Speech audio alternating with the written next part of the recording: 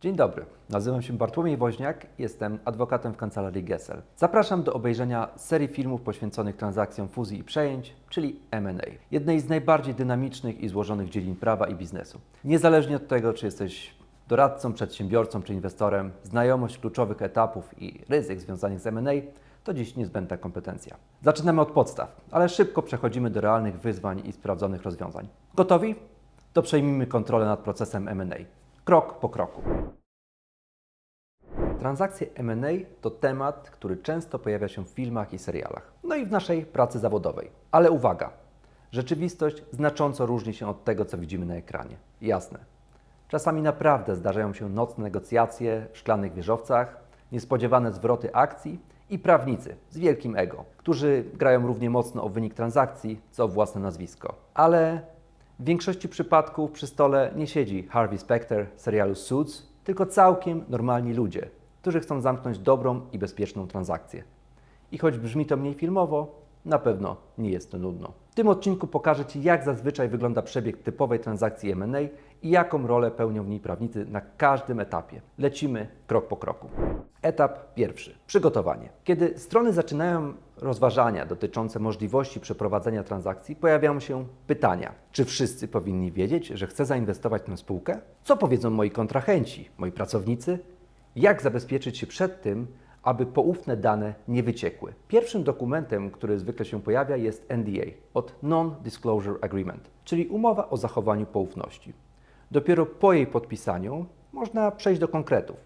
Następnie, opcjonalnie, podpisuje się term sheet, list intencyjny, head of terms albo inny podobny dokument, który określa podstawowe ramy dalszej dyskusji. To nie są jeszcze dokumenty wiążące, ale stanowią szkic dalszych ustaleń. Co kupujemy, za ile, w jakich ramach czasowych oraz potencjalne obszary, na które trzeba będzie zwrócić szczególną uwagę w dalszych pracach. Etap drugi. Due diligence. Gdy już wiemy, co chcemy kupić lub sprzedać, pora to dokładnie sprawdzić. I tu wchodzi due diligence, czyli badanie spółki. Sprawdza się zawsze kwestie prawne, podatkowe, finansowe, ale czasem też środowiskowe, HR czy reputacyjne. To zależy od specyfiki branży i budżetu klienta. Dla kupującego to absolutnie kluczowy etap. Dla sprzedającego często frustrujący, bo trzeba odpowiadać na dziesiątki pytań od ludzi, którzy nie znają biznesu. Ale warto to potraktować jako szansę na naprawienie błędów, które wcześniej nie były widoczne. W zależności od wielkości targetu, czyli kupowanej spółki, proces ten może potrwać od 2 tygodni, w przypadku ekspresowego badania przez 6-8 tygodni, to taki standardowy proces, aż do nawet kilku miesięcy. Etap trzeci.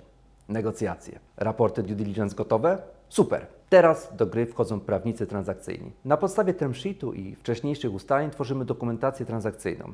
Pojawiają się drafty, markupy, redline'y i cała ta transakcyjna kuchnia. Negocjacje coraz częściej odbywają się online, na Teamsach, Zoomach, ale w ważnych momentach często kończy się na tym, że trzeba zamknąć się w jednym pokoju i po prostu dogadać się twarzą w twarz. Efekt? Gotowe dokumenty transakcyjne do podpisu. Etap czwarty. Okres przejściowy i closing. I tu niespodzianka. Podpisanie dokumentów to nie zawsze koniec. Często pojawiają się tak zwane warunki zawieszające. Na przykład zgoda Urzędu Antymonopolowego, zgoda banku, przeprowadzenie reorganizacji targetu, na przykład jego przekształcenie lub połączenie itd. Dopiero gdy wszystko zostanie spełnione, następuje closing, czyli zapłata ceny i przeniesienie udziałów. Zazwyczaj kwestie warunków zawieszających ich spełnienia oraz tzw. okresu przejściowego są szczegółowo opisane w dokumentacji transakcyjnej. Ważne jest, aby na tym etapie nie było wątpliwości, kto za co odpowiada. W teorii proste, w praktyce to czasami najtrudniejszy moment całej transakcji. Oczywiście także ten etap można dowolnie komplikować, ale w takim przypadku warto mieć na uwadze jedno. To, co zapiszemy w dokumentacji transakcyjnej, powinno być możliwe do przeprowadzenia. I na koniec, typowa transakcja to nie sprint, tylko maraton.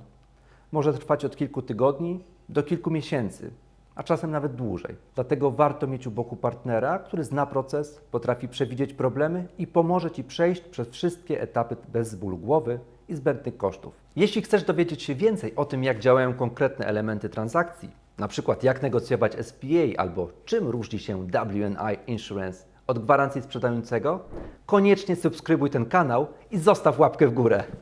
W kolejnych odcinkach zagłębimy się w szczegóły. Dzięki i do zobaczenia.